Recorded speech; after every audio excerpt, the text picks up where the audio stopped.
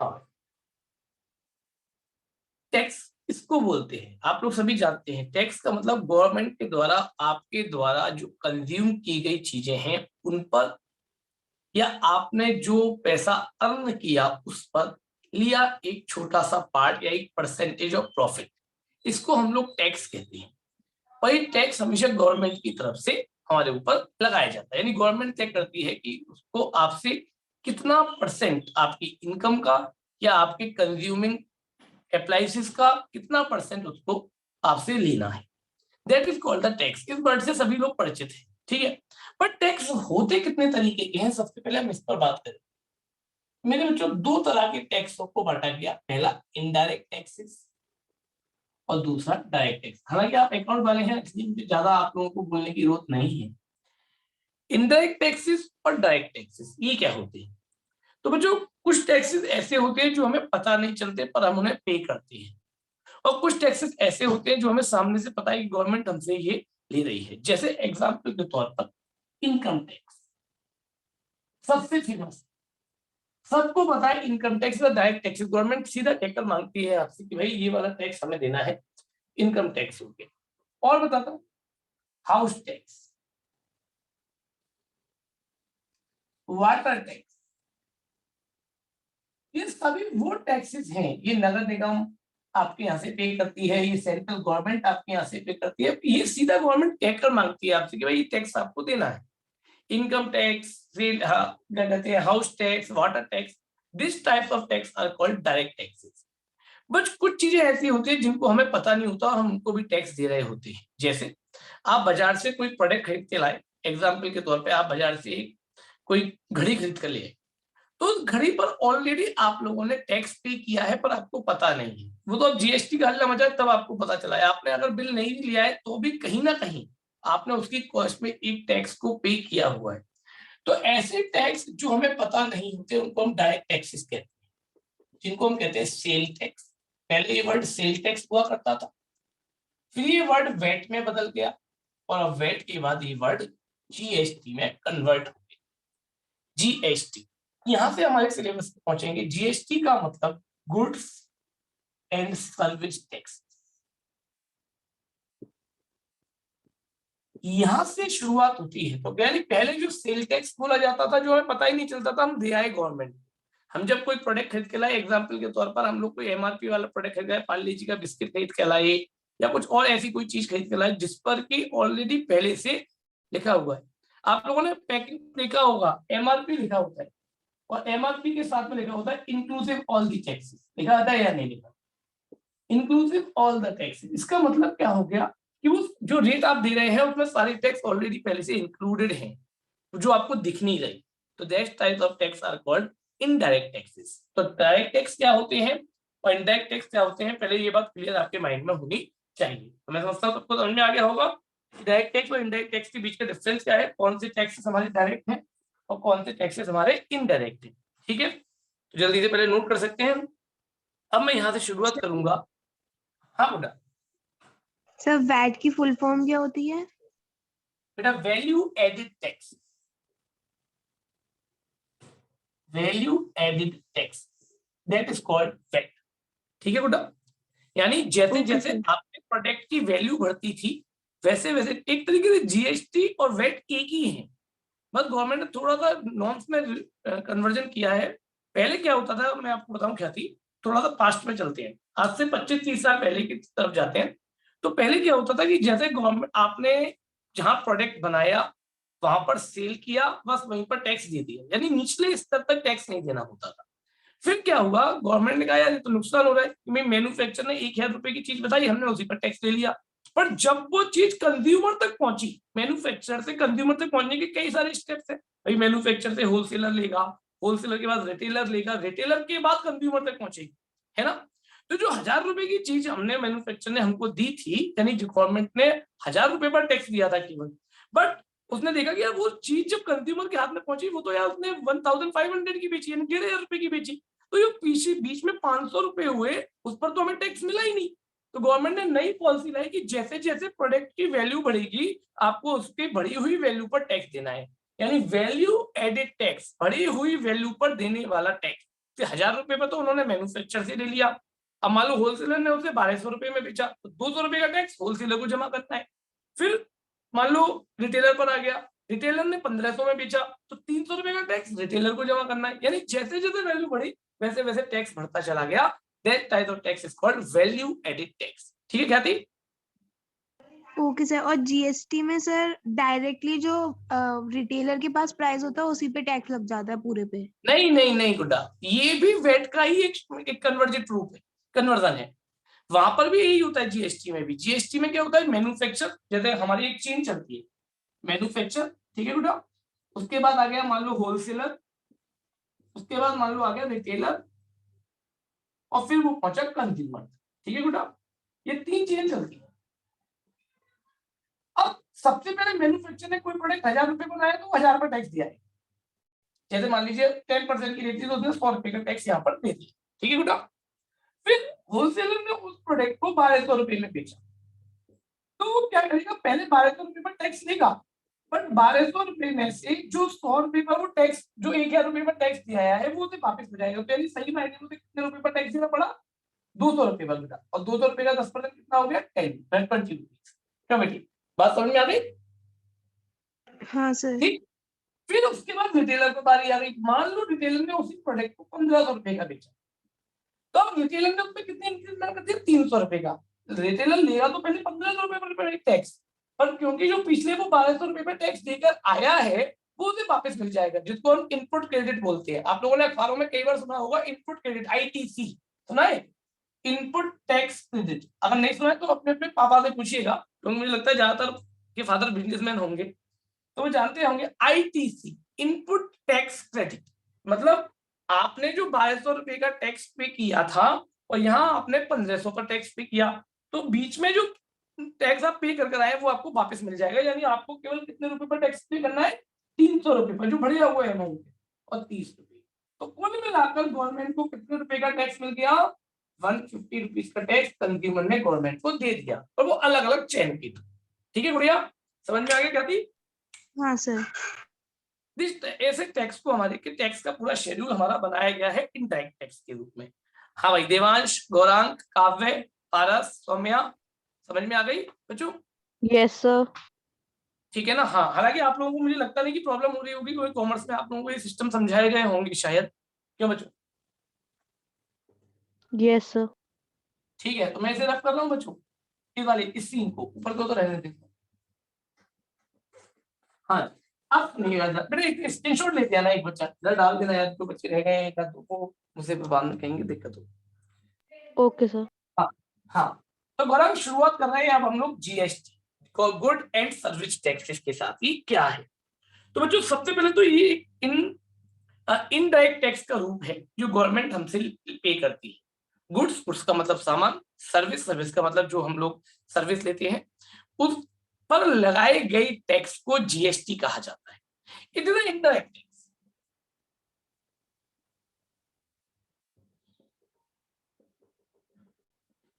ये एक indirect tax है जो अलग अलग स्लैब्स के द्वारा लिया जाता है, यानी कई सारे स्लैब्स पर लिया जाता है। इस पहले जो सेल टैक्स होता था, चलो मैं आप लोगों को एक चीज के बारे में और परिचय कराता हूँ। पहले जो सेल टैक्स होता था वो 2 तरह का होता था गुड्डा, एक तो गवर्नमेंट लेती थी, और अगर बाहर से लाए तो एक सेंट्रल गवर्नमेंट लेती थी। स्टेट गवर्नमेंट और सेंट्रल गवर्नमेंट 2 तरह की टैक्स लेती। अब भी ऐसे ही होता है, जीएसटी भी ऐसे ही लिया जाता है, बट जीएसटी अब क्या होता है, एक ही जगह पर ले लिया जाता है, उसमें से गवर्नमेंट अपने अपने हिस्से कर लेती है। यानी आधा हिस्सा सेंट्रल गवर्नमेंट को चला जाता है बच्चों, आधा हिस्सा स्टेट गवर्नमेंट को चला जाता है। तो it is an indirect tax which is collected bye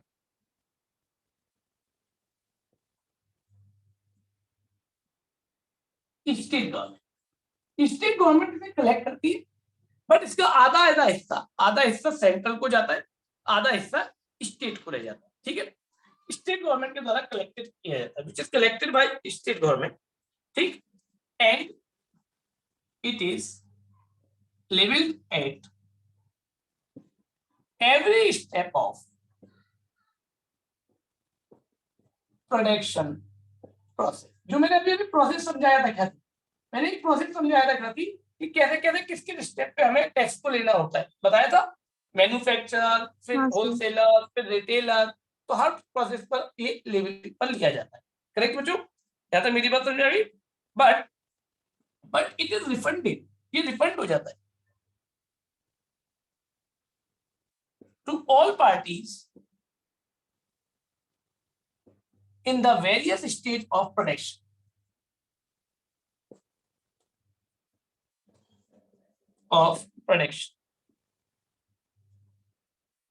other than final consumer. Final consumer के अलावा बाकी सबको जो आप पे कर आए हैं वो रिटर्न कर दिया जाता है। जो मैंने अभी बताया कि भाई सबसे पहले होलसेलर मैन्युफैक्चरर ने 1000 रुपए पर दिया, वो तो दे ही दिया। उसके बाद नीचे आई रिटेलर, सबसे पहले हमने होलसेलर ने कितने पर पे किया? 1200 पर, और उसको जो 1000 रुपए वाला था वो उसको रिटर्न हो जाएगा। फिर 1500 पर पे किया रिटेलर ने, तो उसको जो ऊपर 1200 रुपए में पे हो चुका है वो उसको रिफंड हो जाएगा। बट कंज्यूमर जो नीचे आया है उसने तो सारा पे करना है, यानी उसको 1500 रुपए पर ही पूरे को पे करना पड़ेगा। मेरी बात ज्यादा समझ में आ गई बच्चों? तो ये हमारा पूरा प्रोसेस होता है जीएसटी के लिए। अब जीएसटी को कई सारी स्लैब्स में बांटा गया है। GST is collected in many slabs, अलग अलग स्लैब्स में करना। गवर्नमेंट ने बहुत सारी स्लैब्स बनाई हैं जीएसटी को कलेक्शन करने के लिए। सबसे पहले 0%, कुछ प्रोडक्ट को जीरो में रखा गया, कुछ को 5%, कुछ को 12%, कुछ को 18%, और मेरे बच्चों कुछ को 28% पे रखा। अब आता है 0% में थोड़ा क्या सा हुआ? पार्ट बोर्ड के बाहर चला गया है, मतलब स्क्रीन के बाहर चला गया है। ठीक लो गुडा, एक मिनट में कैमरे का फोकस सही कर। अब सही है कहाँ पे? Yes sir. 28%। गुडा, जीएसटी जनरली 5 स्लैब्स पर कलेक्ट किया जाता है, 0%, 5%, 12%, 18% और 28%। पता है 0% क्या? कुछ प्रोडक्ट ऐसे होते हैं बेटा जो डेली नीड्स होते हैं, जो मतलब आपकी एक तरीके से मूलभूत सुविधाएं कह सकते हैं, बेसिक नीड्स होती हैं। जैसे आपका आटा है ना, गेहूं का आटा हो गया। तो इस तरह के प्रोडक्ट जो कि बेसिक नीड्स में आते हैं, जिनके बिना रहा नहीं जा सकता, उन सबको 0% पर कोई टैक्स नहीं रखा गया। जैसे क्लॉथ है बिना सिला हुआ, ऐसे बहुत सारे स्लैब्स थी बिना सिला हुआ, ध्यान रखिएगा, जिस पर एक भी टाका ना लगा हो, खादी टाइप के। तो इन सब को हम लोगों ने 0 स्लैब्स में रखा। फिर 5% पर वो प्रोडक्ट रखे गए बेटा जो आदमी के लिए नीड है, मतलब जरूरी नीड तो है बट बेसिक नीड नहीं है। जैसे बहुत सारे छोटे छोटे प्रोडक्ट होते हैं, आप लोग समझ सकते हैं, एग्जाम्पल तो मसाले हो गए या कुछ और चीजें हो गई, तो उन सब चीजों को इन्होंने 5% की सिलेक्ट में रखा। 12% में उससे कम आने वाली नीड, जैसे आपके गारमेंट्स हो गए, यानी आपके सिले हुए टाइप के फैंसी कपड़े टाइप के हो गए, ज्यादा लग्जरी में नहीं जाते। आपके क्या कहते हैं अप्लायंसेस हो गए बहुत सारे तरीके के, तो इन सबको उन्होंने 12%। फिर उसके बाद थोड़ा लग्जरी आइटम पर आते हैं, जैसे आप लोग टेलीविजन यूज करते हैं या और कोई लग्जरियस छोट छोट जो कम लग्जरियस आइटम है, उनको इन्होंने 18% में रखा। और जो बिल्कुल मोस्ट लग्जरियस आइटम है उन सबको इन्होंने 80% की स्लैब्स में रखा। यानी 80% की स्लैब्स में वो सारे प्रोडक्ट चले गए जो आपके लिए बिल्कुल जरूरी नहीं है, जो आपके लिए केवल लग्जरियस काम करते हैं या जो आपके लिए शौक का काम करते हैं, कि भाई आपका ये शौक है, आपका पैशन है, उन सबको इन्होंने 28% के स्लैब्स में रखा।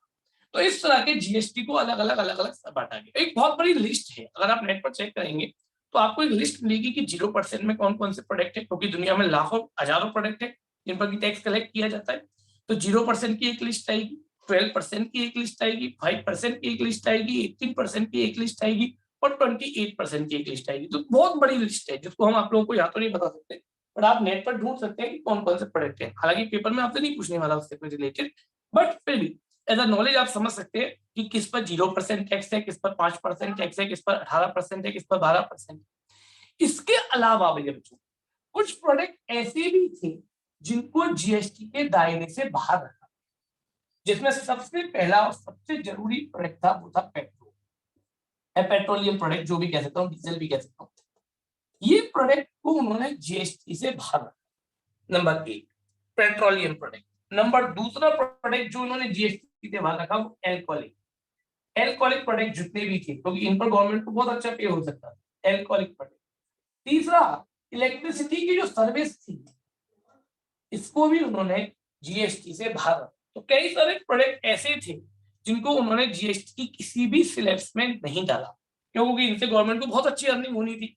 तो वैसे गवर्नमेंट, आप लोगों ने भी हल्ला सुना होगा टीवी पर, बहुत बार न्यूज सुनी होगी कि पेट्रोल पर भैया 60% टैक्स लगा हुआ है, स्टेट गवर्नमेंट का अलग लगा हुआ है, बहुत सारे टैक्स है। एल्कोहलिक प्रोडक्ट है 50% 60% टैक्सेस होते हैं। इलेक्ट्रिसिटी पर अलग अलग टाइप की ड्यूटीज वो लोग लगा देते हैं सर्विस के नाम पर। तो कुल मिलाकर इन टैक्सों को गवर्नमेंट ने जीएसटी के अंदर नहीं रखा। ठीक है, तो बच्चों पहले तो जीएसटी क्या है क्लियर हो गया, और जीएसटी की क्या स्लैब्स है ये क्लियर हो गई बच्चों सबके दिमाग में, क्यों बिठाओ? Yes sir. ठीक, तो अब मैं इसमें कुछ आपको वर्डों से पढ़ के कराता हूँ। हाँ बच्चे बोलो, किसी के दिमाग में कुछ क्वेरी हो बोलो। सब पेट्रोल डीजल वगैरह पे फिर डायरेक्ट टैक्सेस अप्लाई होते हैं? नहीं बेटा, डायरेक्ट टैक्स फिर भी नहीं है, वो डायरेक्ट टैक्स नहीं है। वो क्या है, वो भी इनडायरेक्ट टैक्स है। आपको कैसे पता? आपको बताओ, गवर्नमेंट आपसे कह के ले रही है क्या कि 50 रुपए का टैक्स दे दो? नहीं ना, उसने तो प्रोडक्ट की कीमत तय कर दी कि भाई पेट्रोल की कीमत 100 रुपए पर लीटर है, आपको पता ही नहीं कि उसमें कितना टैक्स लगा हुआ है।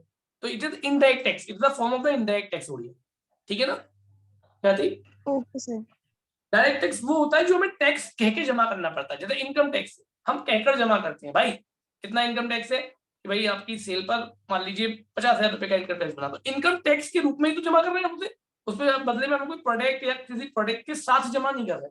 This type of tax is called direct tax. जैसे हाउस टैक्स है, सीधी रसीद आ जाएगी भाई हाउस टैक्स को इतना देना, जबकि जब आप कोई सामान खरीदते हैं तो आप सामान का कॉस्ट दे रहे हैं और उसमें लगा हुआ है अंदर ही इंक्लूडेड है जीएसटी। तो दिस टाइप ऑफ टैक्स जो छुपे हुए हैं वो इनडायरेक्ट टैक्स कहलाते हैं। ठीक है गुड़िया? Okay sir. हाँ भाई, तो मैं अब बोर्ड से रफ कर रहा हूँ बच्चों, किसी को स्क्रीनशॉट लेना तो जल्दी से ले लीजिए प्लीज।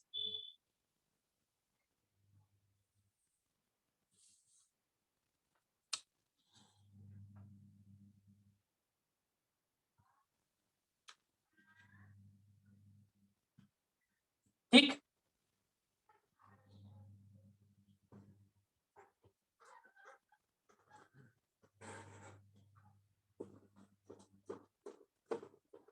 यार इकोनॉमिक्स में काम में कहा गया मैंने ये अप्लाई पढ़ाने के बारे में बात हुई स्कूल में?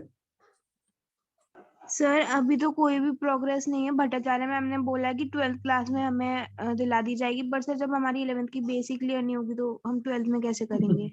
बिल्कुल कायद के बाद। और एक बात बता दूं, उधर कुछ टॉपिक ऐसे हैं जो आपको 11th में ही पढ़ने हैं और 12th में वो अप्लाइड में नहीं, और उनका यूज करना पड़ेगा अप्लाइड की मैथमेटिक्स में। चलो खैर देखते हैं, आगे बढ़ते हैं मुद्दे की बात पर। अब बेटा कुछ छोटे छोटे वर्डों से मैं आपका परिचय कराता हूं जो बार बार आप क्वेश्चंस के अंदर देखेंगे या आएंगे, तो आपको पहले उनके बारे में पता होना चाहिए। पहला, डीलर। कुछ छोटे छोटे वर्ड है, जितना मैंने नोट्स आपको लिख दिए हैं, ध्यान रखिएगा, परेशान होने की जरूरत नहीं है। किसी को हार्ड कॉपी चाहिए तो मुझे बता देना, मैं भेज दूँ। डीलर, पहला सबसे पहले डीलर क्या होता है? गुड, ऐसा पर्सन बच्चों जो सामान को रीसेल करने के लिए खरीदता है, जैसे रिटेलर हो गया, होलसेलर हो गया, यानी जिसको सामान को रीसेल करना है, खरीद कर फिर से बेचना है, उसको हम लोग डीलर या ट्रेडर के नाम से जानते हैं। तो बेटा अब any person who by product for resale, मतलब कुछ वापस सेल कर देना, इज कॉल्ड डीलर और ट्रेडर। डीलर कहलाता है या फिर वो ट्रेडर भी, कई जगह पर इस वर्ड को ट्रेडर के रूप में भी सुना है। डीलर और ट्रेडर कहलाता है। ठीक है बच्चों, पहला वर्ड जो सवालों में आपके बार बार आएगा। फिर आया दूसरा वर्ड, वो आता है, एक आएगा इंट्रा स्टेट सेल। इसका मतलब क्या है? इंट्रा स्टेट सेल का मतलब ये है जब हम कोई भी प्रोडक्ट स्टेट के अंदर ही खरीदे और स्टेट के अंदर ही बेचे, यानी when the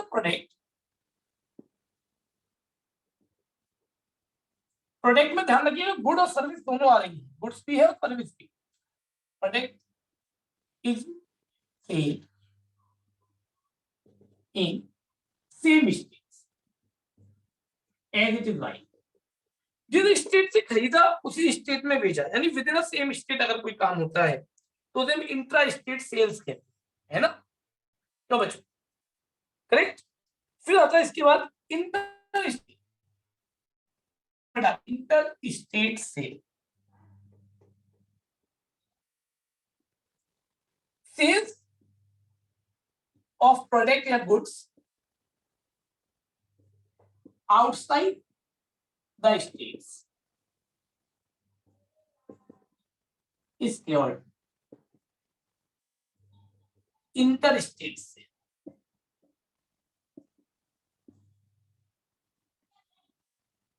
जैसे आप दिल्ली से प्रोडक्ट खरीद कर लाए और यूपी में उसको आपने सेल किया, तो यानी आप अदर स्टेट से खरीद कर लाए और अदर स्टेट में सेल किया, इस तरह की सेल को इंटर स्टेट सेल कहते हैं। ठीक है गुड्डा?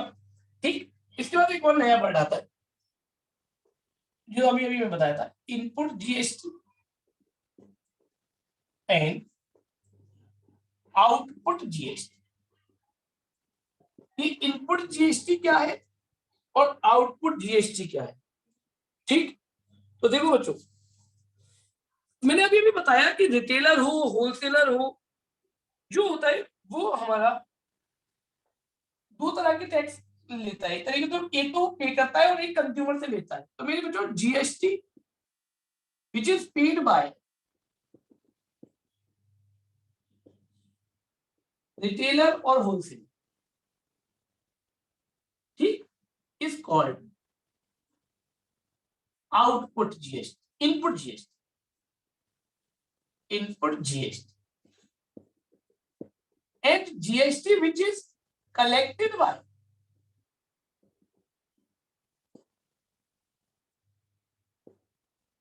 consumer is called output GST. मैंने अभी भी बताया कि जैसे मैंने तो 1200 रुपए पर जीएसटी पे कर दिया, मैं एक रिटेलर हूं, मैंने 1200 रुपए पर जीएसटी पे कर दिया और मैंने वो प्रोडक्ट 1500 रुपए में कंज्यूमर को बेचा, उससे 1500 रुपए पर टैक्स ले लिया। तो जो टैक्स मैंने लिया वो तो आउटपुट जीएसटी, और जो मैंने पे किया बच्चों वो इनपुट जीएसटी। बात ध्यान समझ में आ रही? इसी से वर्ड बना है input credit, ITC, input tax credit. जो मैं पे करे आया उसको निकाल। आप लोगों ने देखा होगा, कई बार अखबारों में भी सुना होगा, या आप लोग अगर घर पर बैठे हैं तो पापा वगैरह से पूछिएगा कि पापा जब सेल करते हैं तो वो एक आईटीसी लेते हैं, आईटीसी वापस लेते हैं गवर्नमेंट से। वो क्या लेते हैं कि जो टैक्स पे करे आई उस टैक्स को वापस लेते हैं गवर्नमेंट से, यानी इसको बोलते हैं आईटीसी। तो इसी को बोलते हैं, इसीलिए वर्ड बना इनपुट जीएसटी, यानी जो रिटेलर ने इनपुट कर दिया वो तो हो गया इनपुट जीएसटी, और जो रिटेलर ने कंज्यूमर से कलेक्ट किया that is called output GST.